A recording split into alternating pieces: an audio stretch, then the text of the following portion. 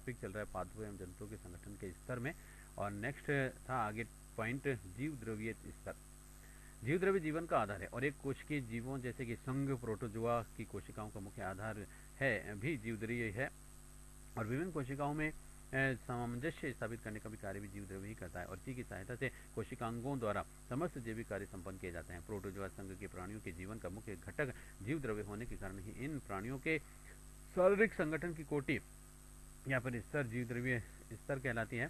फिर कोशिकीय स्तर, कुछ जीवों का शरीर एक से अधिक की कोशिकाओं द्वारा भी निर्मित होता है, परंतु इसमें कोशिकाओं द्वारा ऊतकों का निर्माण नहीं किया जाता है, बल्कि इन जीवों में कोशिकाओं में ही कार्य विभाजन देखने को मिलता है। और इस श्रेणी में संघ पोरीफेरा के जंतु जो कि स्पंजी कहलाते हैं आते हैं और इन जंतुओं के शरीर में भी समस्त जैविक क्रियाओं का संपादन कोशिकाओं द्वारा ही किया जाता है।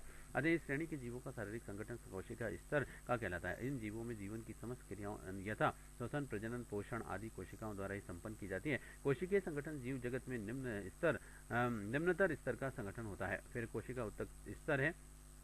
कुछ जंतुओं जैसे कि सेलिनट्रेटा संघ के में भी शरीर में कोशिकाओं द्वारा ऊतकों का निर्माण तो किया जाता है, परंतु ऊतकों द्वारा अंगों का निर्माण नहीं किया जाता है और कई कोशिकाएं तो मिलकर एक जैव कार्य करने हेतु भी ऊतक का निर्माण करती हैं और इनमें जीवन की विभिन्न क्रियाएं भी ऊतक द्वारा संपन्न की जाती हैं। अतः कोशिकाओं का इस प्रकार से एक जैसे कार्य के लिए भी एकत्रित होकर के ऊतक बनाना एवं विशिष्ट कार्यों हेतु अलग अलग समूह ऊतकों में एकत्रित होना ऊतकीय स्तर का संगठन कहला जाता है। ऊतक का अंग स्तर, ऐसे जीव जिनके शरीर में कोशिकाओं से निर्मित ऊतकों द्वारा विभिन्न अंगों का निर्माण तो किया जाता है, परंतु इन अंगों से किसी भी प्रकार के तंत्र का निर्माण नहीं होता है। ऐसे जीवों की शारीरिक क्रियाओं का मुख्य आधार अंग ही होते हैं।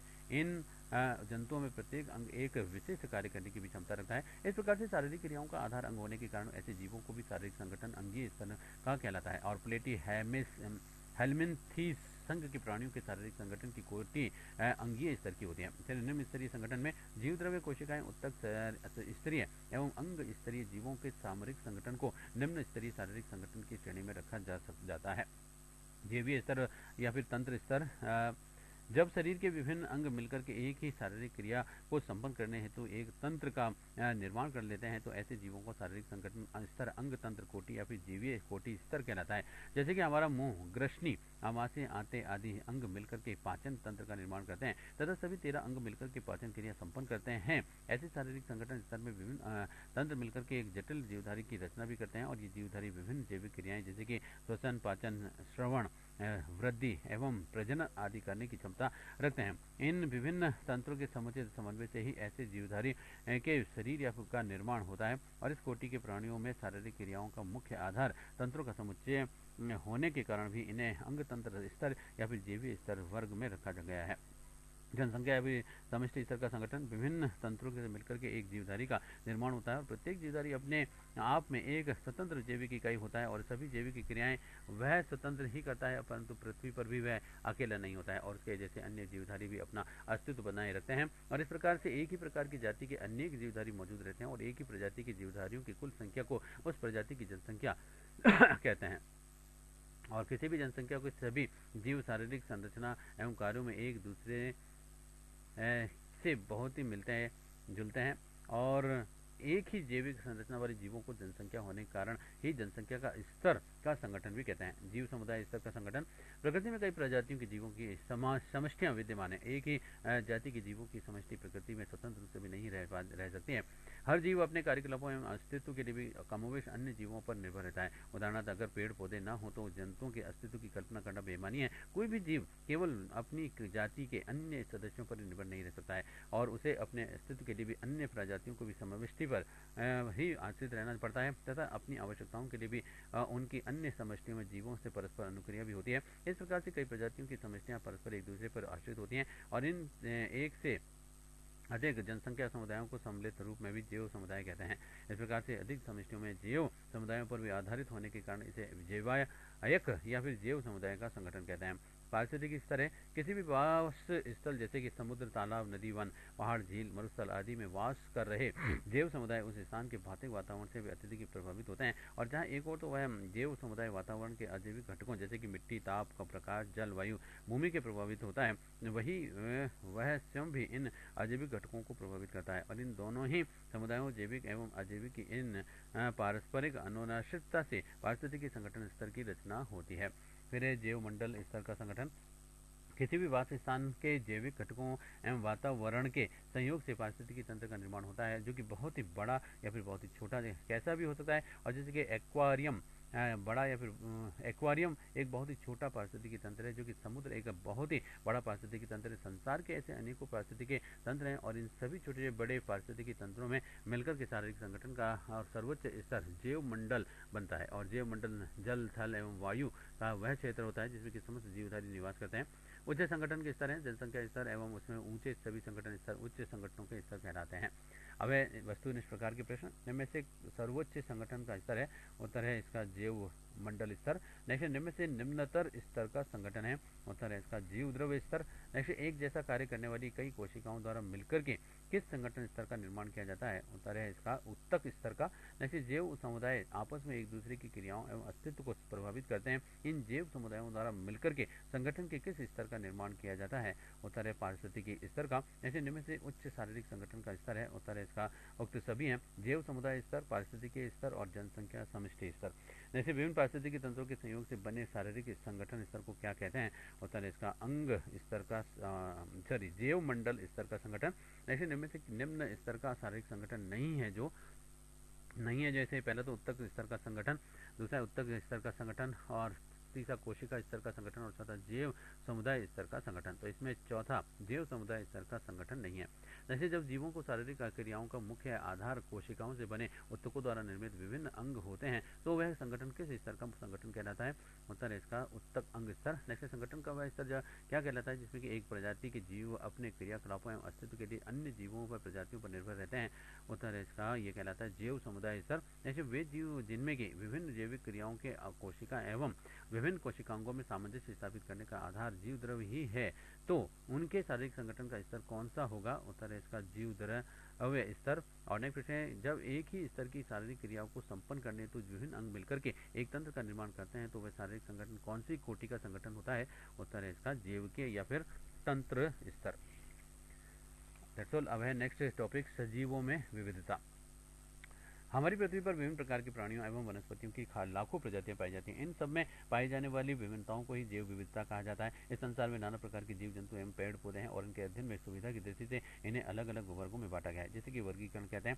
जंतुओं में वर्गीकरण जीवधारियों को वर्गीकृत करने का सर्वप्रथम प्रयास तो यूनानी दार्शनिक अरस्तु ने किया था और उन्होंने जंतुओं को उनके आवास के आधार पर निम्न 3 श्रेणियों में विभाजित किया। पहले तो स्थलचर, स्थल पर रहने वाले जंतु, दूसरा जलचर, जल में रहने वाले जंतु और तीसरा नभचर, आकाश में विचरण करने वाले जंतु। उन्होंने प्राकृतिक समानताओं एवं विषमताओं के आधार पर भी जंतुओं के निम्न 2 वर्ग किए थे। एक तो एनाईमा, वे जंतु जिसमें कि लाल रक्त कण उपस्थित नहीं रहते हैं वे इस वर्ग में शामिल किए गए थे। उदाहरण जैसे मोलस्का, आर्थ्रोपोडा, स्पंज आदि। दूसरा है इनेईमा, वे जंतु जिनमें कि लाल रक्त कण उपस्थित होते हैं जैसे कि मछली, मेंढक, गाय, मनुष्य आदि। और फिर आधुनिक वर्गीकरण, जंतु जगत का आधुनिक वर्गीकरण करने का श्रेय वैज्ञानिक कैरोलस लीनियस को दिया जाता है। उन्होंने समस्त जंतुओं को 2 वर्गों में विभाजित किया है। एक तो अपृष्ठवंशीय नॉन कॉर्टेडा, इस समूह के जंतुओं में पृष्ठ रज्जु रीढ़ की हड्डी नहीं होती है और तंत्रिका रज्जु भी सामान्यतः अनुपस्थित होती है, परंतु यदि उपस्थिति हो तो वह शरीर में अधः स्तर पर होती हैं और जिसके अलावा इस समूह के जंतुओं में ग्रसनी छिद्रित नहीं होती है। और अपृष्ठवंशी जीवों को निम्न संघों में वर्गीकृत किया गया है। एक तो पहला प्रोटोजोआ, दूसरा पोरीफेरा, तीसरा सेलिट्रेटा, चौथा है प्लेटी हेल्थमिज और पांचवा है एसके हेल्थमिनीज और छठा है एनेलिडा, सातवां है आर्थ्रोपोडा और आठवां है मोलस्क और नौवां है मोलस्का और 10वां है इकाइनोडर्मेटा। दूसरा है कार्डेटा या फिर पृष्ठवंशी। इस समूह के जीवों में मेरुरज्जु अवश्य उपस्थित होते हैं। इनमें तंत्रिका रज्जु पृष्ठ सतह पर स्थित होते हैं और तथा प्रग्रसनी क्लॉन दरारें जीव की किसी भी अवस्था में अवश्य ही होती हैं। और फिर अपृष्ठीय या फिर अकशेरुकी।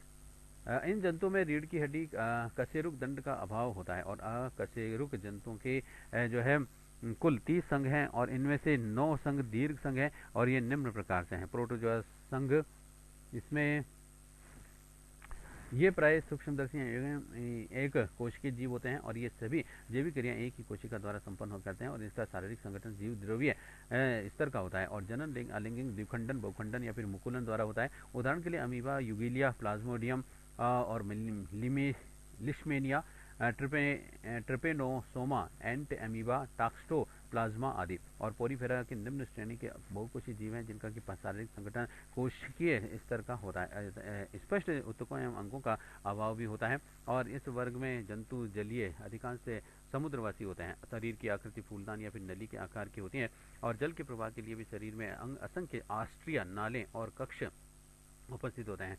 पोषण क्रिया अंतःकोशिकीय होती है जिनमें कि श्वास नांगों तथा उत्सर्जी अंगों का अभाव पाया जाता है। अभी स्पंज उभयलिंगी होते हैं और अतः परंतु सभी में परिनिषेचन पाया जाता है।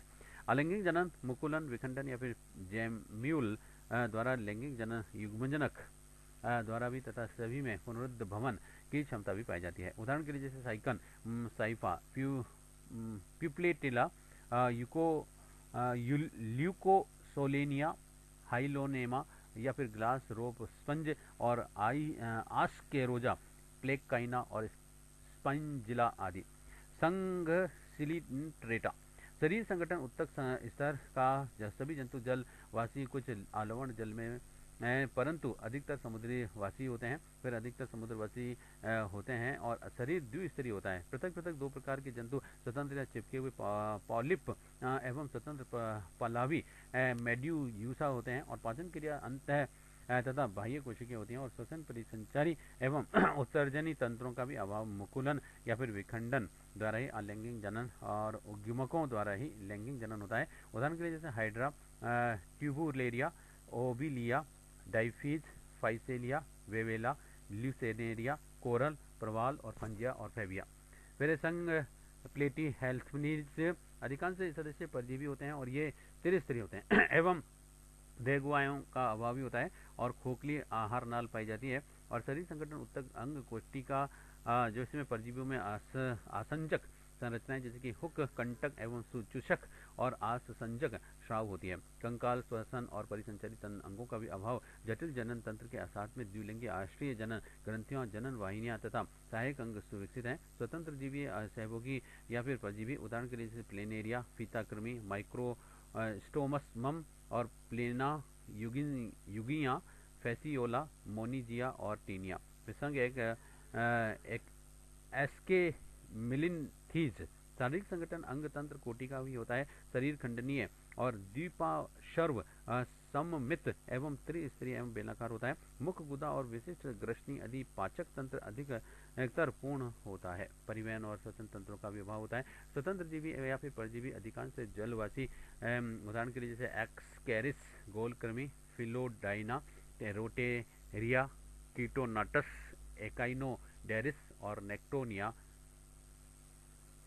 और फिर है संघ एनेलिडा, शरीर संगठन अंग तंत्र कोटि का भी शरीर खंडों में विभाजित होता है और आहार नाल पूर्ण विकसित एवं देह गुहा पाई जाती है और पाचन तंत्र पूर्ण और पाचन क्रिया बाह्य कोशिकाएं, रुधिर परिसंचरण तंत्र बंद प्रकार का तथा श्वसन वर्णक हीमोग्लोबिन या फिर रुधिर प्लाज्मा में घुला एरिथ्रोक्रिओरिन पाया जाता है और श्वसन क्रिया आर्द्र त्वचा या फिर पार्श्व पादों अथवा सिर के गिलों द्वारा होती है। उत्सर्जनी तंत्र में विखंडी रूप से फैले हुए वक्र होते हैं और उभयलिंगी या नर और मादा अलग अलग हैं। उदाहरण के लिए जैसे केंचुआ, जोग, समुद्री चूहा, एफ्रोडाइट, यूनाइस, कीटोप्टेरस, ट्यूबीफैक्स और सालमॉन। संघ आर्थ्रोपोडा, काइटिनी से बनी हुई क्यूटिकल का कठोर बाह्य कंकाल आवरण में पाया जाता है जो कि समय समय पर भी उतार दिया जाता है। शरीर सिर, वक्ष और उदर में विभक्त, पाचन तंत्र पूर्ण विकसित और परिसंचरी तंत्र खुला प्रकार का पाया जाता है। श्वसन क्रिया सामान्यतः शरीर सतह, गिलों, श्वास और नालियों या फिर पुष्ट फुस्फुसों द्वारा होती है। उत्सर्जी अंग ग्रीन ग्रंथियों या फिर मेलपीगी नलिकाएं होती हैं। इस अंग के जंतु जलीय, स्थलीय, वायुवीय तथा आश्रयी होते हैं और कुछ सदस्य परजीवी भी होते हैं। शरीर पर संधियुक्त उपांग भी पाए जाते हैं। उदाहरण के लिए जैसे अधिकांश कीट, बिच्छू, लिमूलस, बूथस, थैलीफर, कीनेनिया मकड़ी, भेड़िया मकड़ी, भेड़, माइट, समुद्री मकड़ी, साइप्रिस, जूलस, लेपिस्मा, सिल्वर फिश, टिड्डा, झिंगूर, तिलचट्टा, दीमक, ड्रैगन, मक्खियाँ, पुस्तक, जुएं, मानव, जूं, पेडिकुलस, खटमल, मृग, पिस्सू, मधुमक्खियाँ, ततैया,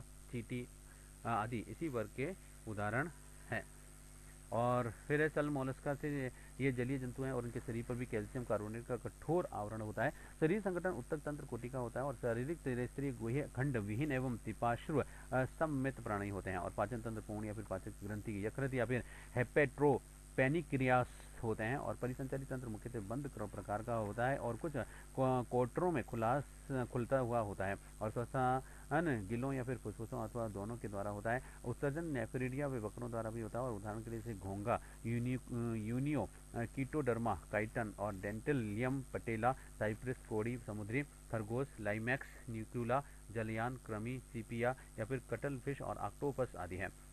संघ है एकाइनोडोर मेटा। शरीर संगठन अंग तंत्र कोटि का होता है और शरीर अखंडित ग्लोबाकार तारे के समान ही ग्लोबाकार बिंबाकार या फिर लंबाई में बढ़ा हुआ होता है। पर गुहा आंत्र गुह्य प्रकार की होती है। आहार नल सीधी या कुंडली होती है। उत्सर्जी अंगों का अभाव भी होता है। टूटे या नष्ट हुए भागों में पुनरुद्भवन की विशेषता पाई जाती है। उदाहरण के लिए एस्टेरियास एक्वाइनस, तारा मछली, थाइनोम और सागर लिली, फेदर तारा और न्यूमेट्रा। 62 और टॉपिक है अपृष्ठवंशीय या फिर अकशेरुकी। इन जंतुओं में रीढ़ की हड्डी कशेरुक दंड का अभाव होता है और अकशेरुक जंतुओं में कुल 30 संघ हैं जिनमें से 9 संघ दीर्घ संघ हैं और ये निम्न प्रकार पे तो प्रोटोजुआ संघ ये प्राय सूक्ष्मदर्शी एक कोशिकीय जीव होते हैं और ये सभी जैविक क्रियाएं एक ही कोशिका द्वारा संपन्न करते हैं। इनका शारीरिक संगठन जीव द्रव्य स्तर का होता है। जनन अलिंगिक, द्विखंडन, बहुखंडन या फिर मुकुलन द्वारा होता है। उदाहरण के लिए amoeba, euglena, plasmodium, leishmania, trypanosoma and amoeba, toxoplasma आदि। फिर है पोरीफेरा ये निम्न श्रेणी के कोशिकीय जीव हैं जिनका कि शारीरिक संगठन ये कोशिकीय स्तर का ही होता है और स्पष्ट ऊतकों एवं अंगों का अभाव भी होता है। इस वर्ग के जंतु जलीय अधिकांशतः समुद्रवासी होते हैं और शरीर की आकृति भी फूलदान या फिर नली के आकार की होती है। जल के प्रवाह के लिए भी शरीर में असंख्य आस्ट्रिया, नाले और कक्ष उपस्थित होते हैं। पोषण क्रिया अंतःकोशिकीय होती हैं जिनमें कि श्वास नांगों तथा उत्सर्जी अंगों का भी अभाव पाया जाता है। फिर सभी स्पंज उभयलिंगी होते हैं परंतु सभी में परिनिषेचन पाया जाता है और अलिंगिक जनन, मुकुलन, विखंडन या फिर जैम्यूल द्वारा लैंगिक जनन, युग्मक जनन द्वारा लयान द्वारा तथा सभी में पुनरुद्भवन की क्षमता भी पाई जाती है। उदाहरण के लिए जैसे साइकन, साइफा, प्यूप्लेटेला, ल्यूकोसोलिनिया, हाइलोनेमा और या फिर ग्लास रोप स्पंज, आस्केरोजा, प्लेकाइना, स्पंजिला आदि। फिर संघ सेलिन्ट्रेटा। शरीर संगठन उत्तक स्तर का सभी जंतु जलवासी बहुत ही आलवण जल के में परंतु अधिकतर समुद्रवासी होते हैं। फिर शरीर द्विस्तरीय होता है और पृथक पृथक दो प्रकार के जंतु स्वतंत्र या चिपके हुए पॉलिप एवं स्वतंत्र पलावी मेड्यूसा होते हैं और पाचन क्रिया अंतः तथा बाह्य कोशिकीय होती हैं और श्वसन परिसंचारित एवं उत्सर्जित तंत्रों का अभाव भी मुकुलन या फिर विखंडन द्वारा ही अलैंगिक जनन और युग्मकों द्वारा ही लैंगिक जनन होता है। उदाहरण के लिए जैसे हाइड्रा, ट्यूबोलेरिया, ओबिलिया और डाइफीज, फाइसेलिया, वेलेला, ल्यूसेनेरिया, कोरल, प्रवाल, फंजिया और फेविया। और संघ प्लेटी हेल्मेथनीस अधिकांश सदस्य परजीवी होते हैं और ये त्रिस्तरीय होते हैं और एवं देह गुहा का भी अभाव होता है और खोखली आहार नाल पाई जाती है। फिर ये शरीर संगठन उत्तक अंग कोटि का भी परजीवियों में आसंजक संरचनाएं जैसे कि हुक, करंट एवं चूषक और आसंजक श्राव होती है। कंकाल, श्वसन और परिसंचारी अंगों का भी अभाव जटिल जनन तंत्र के साथ में द्विलिंगी आष्ट्रीय जनन ग्रंथियां, जनन वाहिनियां एवं सहायक अंग सुविकसित होते हैं। श्वसनजीवी सहभोजी या फिर परजीवी उदाहरण के लिए जैसे प्लेनेरिया, फीताकृमि, माइक्रोस्ट्रोमम, प्लेना, युगिया, फेसियोला, मोनिजिया, टेनिया। और संघ एस के मिलिथनीज शारीरिक संगठन अंग तंत्र कोटि का ही होता है और जिसमें शरीर खंडहीन और द्विपार्श्व सममित एवं त्रिस्तरीय व बेलनाकार होता है। मुख गुदा और विशिष्ट प्रग्रसनी सहित पाचन तंत्र अधिकतर पूर्ण होता है और परिवहन और श्वसन तंत्रों का भी अभाव होता है। स्वतंत्र जीवी या फिर परजीवी अधिकांश जलवासी उदाहरण एस्केरिस और गोल कृमि फिलोडाइना, रोटेरिया और कीटोनॉटस, एकाइडो नोडेरिस और नेक्टोरिया यानी नेक्टोनिया होते हैं। और संघ एनेलिडा में शरीर संगठन अंग तंत्र कोटि का भी शरीर खंडों में विभाजित होता है और आहार नाल पर पूर्ण विकसित एवं देह गुहा पाई जाती है। पाचन तंत्र पूर्ण रूप और पाचन क्रिया बाह्य कोशिकीय रुधिर और परिसंचरण तंत्र बंद प्रकार का तथा श्वसन वर्णक हीमोग्लोबिन का और रुधिर प्लाज्मा में घुला एरिथ्रो क्रोओरिन पाया जाता है।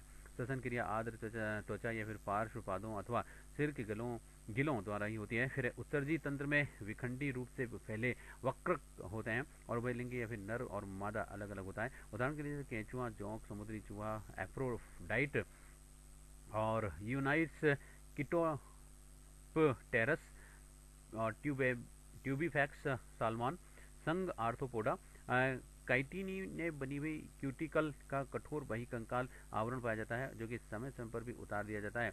शरीर, सिर, वक्ष और उदर में विभक्त पाचन तंत्र पूर्ण विकसित और परिसंचारी तंत्र खुला हुआ प्रकार का पाया जाता है और श्वसन क्रिया सामान्यतः शरीर सतह, गिलों, श्वास नलियों या फिर पुष्ट फुसफुसों द्वारा होती है और उत्सर्जनी अंग ग्रीन ग्रंथियां या फिर मैलपीगी नलिकाएं होती हैं। इन संघ के जंतु जलीय और थलीय, वायुवीय तथा वृक्षाश्रीय होते हैं और कुछ सदस्य परजीवी भी होते हैं और शरीर के पर संधि युक्त उपांग भी पाए जाते हैं। उदाहरण के लिए जैसे अधिकांश कीट, बिच्छू, लिमुलस, बुथस, थैलीफर, कैनिनिया, मकड़ी, भेड़िया, मकड़ी, भेड़, माइट्रा, समुद्री मकड़ी, साइप्रिस, जूलस, लोपी, लेपिस्मा, सिल्वर फिश, टिड्डा, झिंगूर, तिलचट्टा, दीमक, ड्रैगन, मक्खियाँ, पुस्तक, जुएं, मानव जू, पेडिकुलस, खटमल, भृंग, पिस्सू, मधुमक्खियाँ, तितैया, चींटी आदि इसी वर्ग के उदाहरण हैं।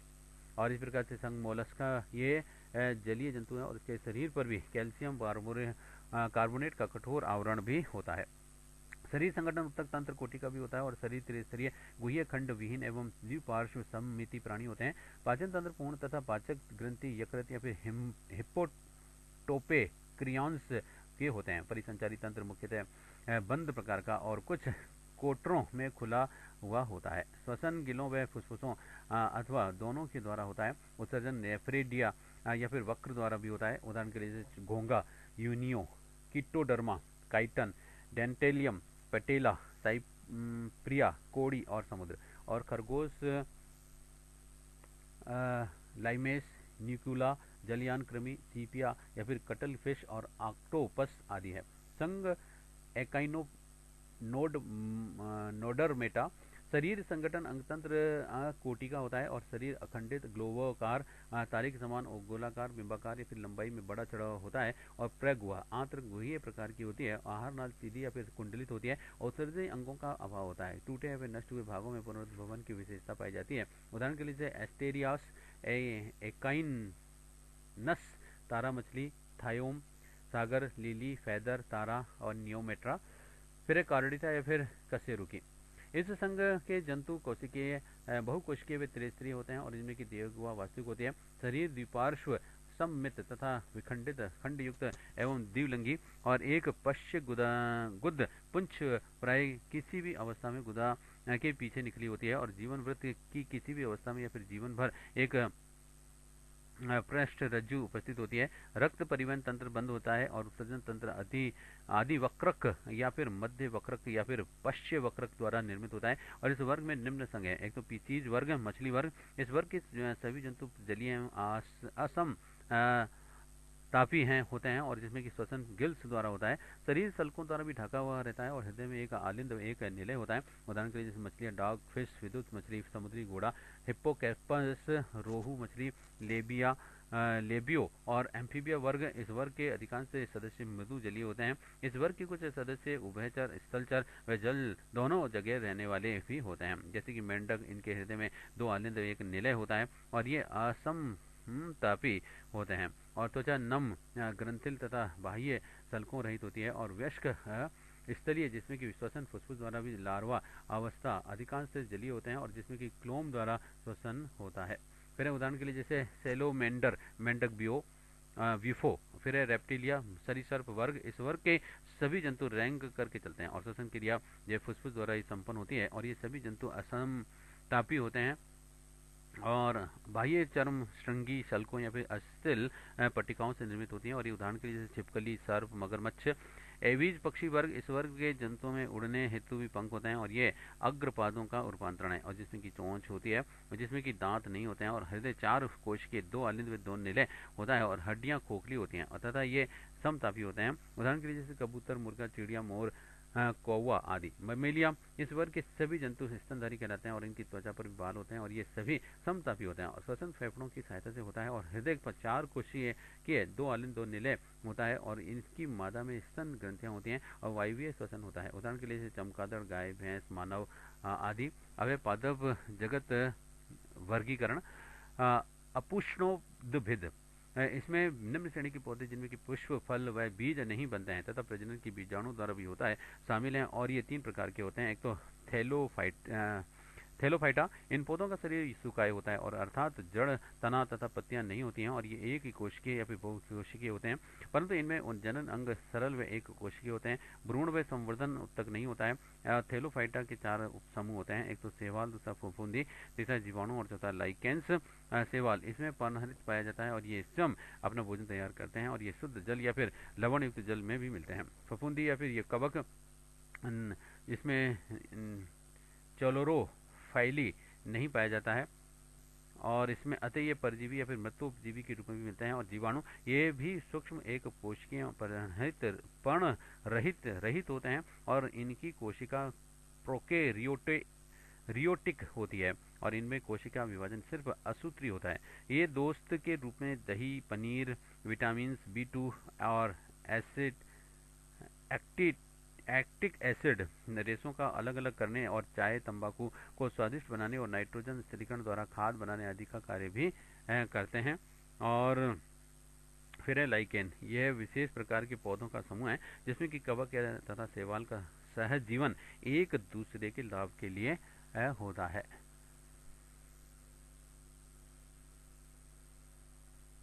और फिर है ब्रायोफाइटा, इन पौधों का शरीर भी थैलोइड या फिर पत्ती नुमा होता है। इनमें जड़ें नहीं होती हैं परंतु धागे नुमा संरचनाएं मूलाभास होती हैं जो कि एक कोशिकीय व एक आखित या फिर बहुकोशिकीय व शाखित हो सकते हैं। ये जल व लवणों का भी अवशोषण करते हैं। इस वर्ग में पादपों में प्रजनन अंग बहुकोशिकीय भी होते हैं। फिर भ्रूण बनता है तथा संवहन उत्तक नहीं पाया जाता है।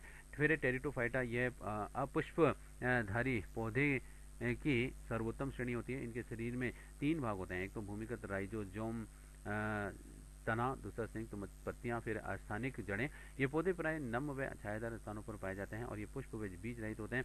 प्रजनन जीव बीजाणु द्वारा होता है। पुष्पोद्भिद बीजधारी पौधे, इस खंड के पौधों में बीज व पुष्प दोनों ही होते हैं और इनमें जनन के बीजों द्वारा ही होता है। ये 2 प्रकार के होते हैं, एक तो अनावृत बीजी या फिर नग्न बीजी, दूसरा है आवृत बीजी। अनावृत बीजी, इसमें बीज नग्न होते हैं और इनके फ्लोरम में सह कोशिका नहीं होती है और इनमें फल नहीं होते हैं क्योंकि पुष्प के अंडाशय नहीं होते हैं और ये पौधे हिमालय व अन्य पहाड़ी क्षेत्रों में पाए जाते हैं। इनकी भी लकड़ी अत्यंत उपयोगी होती है जैसे कि साइकस, जेमिया, चीड़, देवदार, मोरपंखी, टेक्सस आदि। फिर आवर्त बीजी, इन पौधों के बीज फल में ढके हुए रहते हैं और अर्थात अंडाशय में बंद हो रहते हैं और जिसमें कि फल बीजी पत्ते, जड़ें, तना, पत्तियां, पुष्प पाए जाते हैं और संवहन उत्तक सर्वाधिक विकसित होते हैं और ये भी 2 प्रकार के होते हैं, एक तो एक बीजी पत्री। इन पौधों के भ्रूण में केवल एक ही बीज पत्र पाया जाता है और बीजों का भोजन प्राय भ्रूण पोष में विभिन्न रासायनिकों के रूप में भी संचित रहता है जैसे कि गेहूं, बाजरा, ज्वार, मक्का, जौ, प्याज, नारियल आदि। फिर द्विबीजपत्री, इन पौधों में भ्रूण में 2 बीज पत्र होते हैं। ये बीज का भोजन प्राय इन पत्रों में ही संचित रहता है। और इमली, दालें, आम, अमरूद, अशोक, सागवान, बबूल, तिल, टमाटर, सरसों, चना आदि इसमें आते हैं। अब है वस्तुनिष्ठ प्रकार के प्रश्न। इसमें प्रश्न है कि जीव विज्ञान के जनक कहलाते हैं, उत्तर है इसका ये कहलाते हैं अरस्तु। और नेक्स्ट है वर्गीकरण की सर्वाधिक इकाई जो है वह है, उत्तर इसका जाति।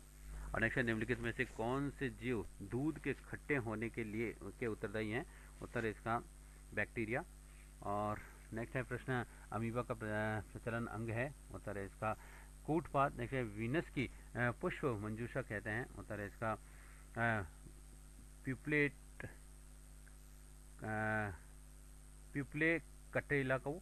जैसे कीट वर्ग के जंतुओं का विशिष्ट लक्षण होता है? उत्तर है 3 जोड़ी पाद। जैसे ऑक्टोपस है एक? उत्तर है इसका मोलस्क है ये। जैसे डेविल फिश के नाम से जाना जाता है? उत्तर है इसका ऑक्टोपस को। जैसे समुद्री घोड़ा उदाहरण है? उत्तर है इसका पीसीज वर्ग का। नेक्स्ट निम्नलिखित में से कौन वास्तविक मछली है? उत्तर है crayfish, flying fish, cuttle fish या सिल्वर फिश। तो इसमें फ्लाइंग फिश जो है वास्तविक मछली है।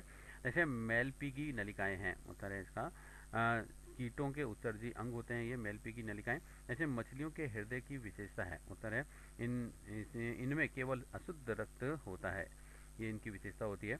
नेक्स्ट तारा मछली किसको कहते हैं? एस्टेरियसिस को तारा मछली कहते हैं। जैसे द्विपद नाम पद्धति का सर्वप्रथम प्रयोग किसने किया था?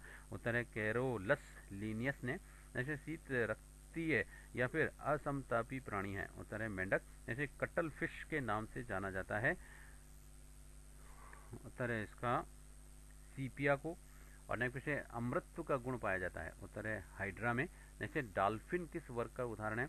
उत्तर है स्तनधारी वर्ग का। जैसे सबसे बड़ा जीवित स्तनधारी है? उत्तर है नीली व्हेल। जैसे निम्नलिखित में से स्वच्छ जलीय स्पंज है? उत्तर है स्पॉन्जिला। जैसे प्लेनेरिया में उत्सर्जी कोशिकाएं होती हैं? उत्तर है ज्वाला कोशिकाएं। जैसे फीता कृमि कौन से वर्ग का उदाहरण है? उत्तर है इसका सेस्टोडोडा। जैसे निम्नलिखित में से गोल कृमि का उदाहरण है? उत्तर है एक्सकैरिस। जैसे निम्नलिखित में से समुद्री चूहा किसे कहते हैं? उत्तर है एफ्रोडाइट को। नेक्स्ट खटमल का वैज्ञानिक नाम है? उत्तर साइमैक्स। नेक्स्ट कबूतर के पंख होते हैं? उत्तर है अग्रपाद के रूपांतरण। नेक्स्ट कबूतर की डर्मिस में कौन सी ग्रंथि पाई जाती है? उत्तर है यूरोपाइजियल ग्रंथि। जैसे मानव में पाई जाने वाली प्लेसेंटा प्रकार है? उत्तर है हीमोकोरियल।